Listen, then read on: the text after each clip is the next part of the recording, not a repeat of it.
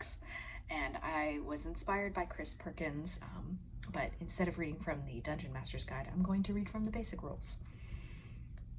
How to play. The play of the Dungeons & Dragons game unfolds according to this basic pattern.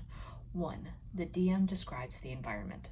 The DM tells the players where their adventurers are and what's around them, presenting the basic scope of options that present themselves.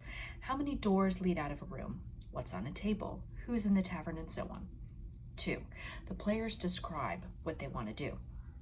Sometimes one player speaks for the whole party, saying, "We'll take the east door," for example. Other times, different adventurers do different things.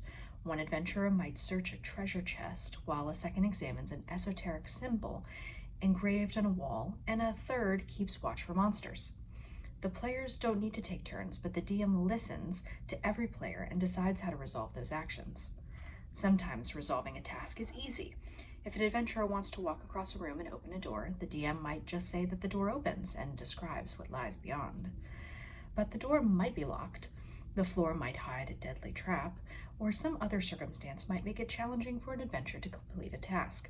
In those cases, the DM decides what happens, often relying on a roll of the die to determine the results of an action. 3. The DM narrates the results of the adventurer's actions.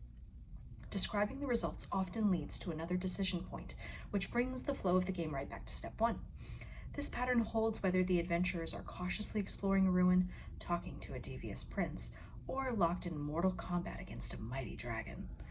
In certain situations, particularly combat, the action is more structured and the players, and DM, do take turns choosing and resolving actions, but most of the time play is fluid and flexible, adapting to the circumstances of the adventure.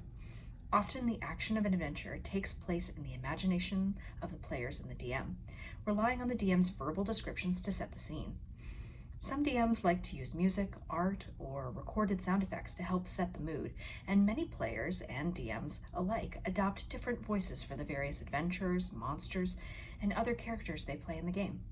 Sometimes a DM might lay out a map or use tokens or miniature figures to represent each character or creature involved in a scene to help the players keep track of where everyone is.